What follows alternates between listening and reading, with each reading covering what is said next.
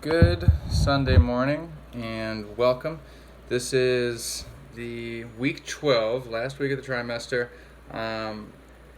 pre-lesson deliverables. I'll start with ELA, and this week breaks down to Monday being a data day where we're going to go over and make corrections on the poetry on demand. That's actually for South Carolina, who is on track. Rutgers, who was interrupted by vision screenings last week, is still, they never got to have a day-to-day to review their info lit on demand. So they're going to use the opportunity on Monday to do that. So that's Monday is a day-to-day. Tuesday, we're going to have our Wonder discussion. And I'm going to come back to that and discuss it as this deliverable. Wednesday, we're going to use that day. Instead of starting the, there's a 3-day lesson that is meant to begin this week, but there's really no time to get beyond the first day. We could do that Monday, but then Thursday, or excuse me, we could do it Tuesday, but Thursday, we're going to be going to field trip, pumpkin farm, and Friday, we're going to take our vocab quiz. So anyway, what I've decided to do is, instead of starting a 3-day lesson that we're not going to be able to finish this week, in fact, we would only have 1 day to work on it. Instead of that, we're going to have a major vocab review on Wednesday. I feel like this year I've been much worse at circling back to vocab. I'm not sure why exactly that is, but as based on the vocab test scores so far, students have done terrible. Like half of Rutgers failed the last vocab quiz, and that's not good. So as we have a cumulative quiz, we want to return to that. But anyway, so then we'll take that quiz on Friday. Doubling back to Tuesday's lesson, we are going to have our end of novel discussion. We're going to separate a small group that Miss Jimenez is going to take from both South Carolina and Rutgers. She is taking the small group. The way that we selected students for that is that we chose students who are generally very reluctant to speak up, either because of a speech impediment or sort of just not feeling confidence to speak. So we identified 5 students in each class that she is going to take outside of the classroom, and then I'll be left with the rest, 15 to 17 students, to have our discussion. So let's go over the discussion expectations. You are to first summarize the speaker before you, and we'll call on people to do that. First of all, we'll start with the aim. I will be able to discuss the connection between our novel and our essential questions. So our novel that we read, of course, was Wonder. You'll remember that. We spent every single class period the first month that we knew each other reading that book. And we need to connect it to our essential question, which hopefully we're going to be able to remember what causes labels and how do they affect the way that we think.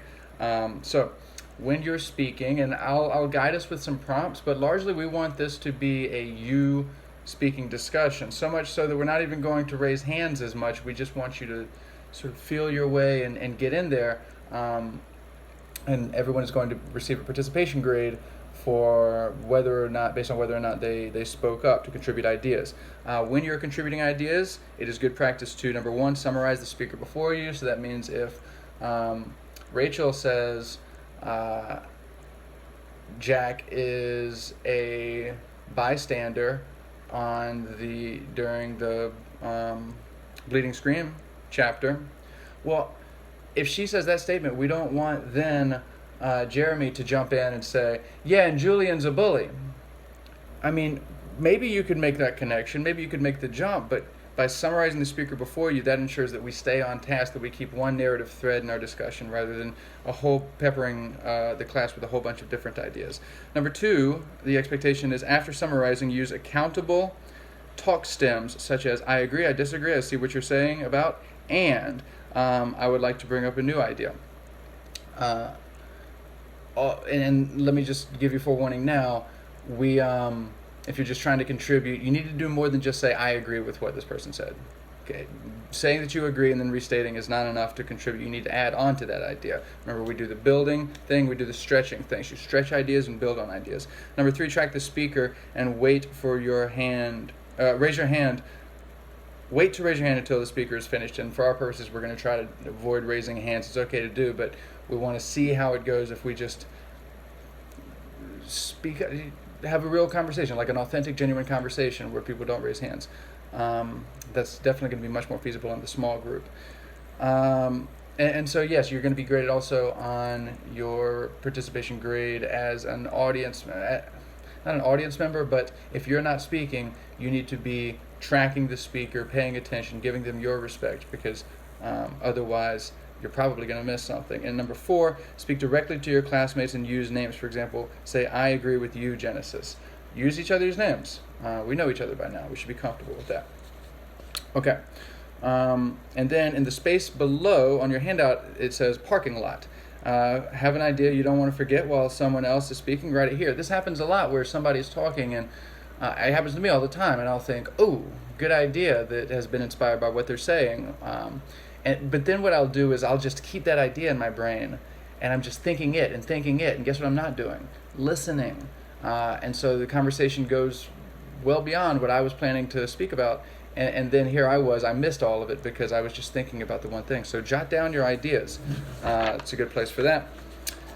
And you see the rubric on the next page. We can discuss that.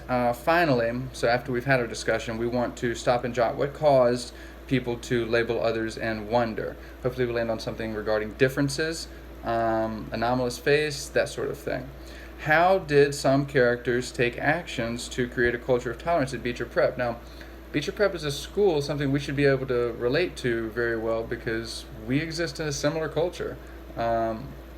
School, Upper Manhattan, this is about the setting for wonder.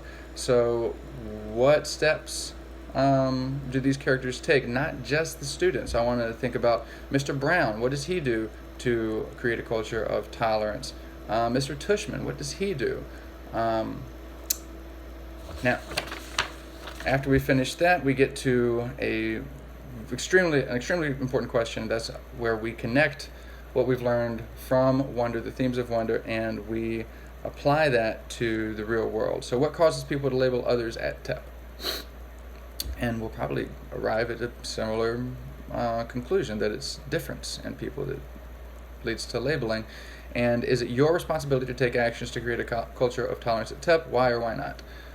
Hopefully we can get into some of the how as well if we have time. And that is our discussion that we are planning for Tuesday.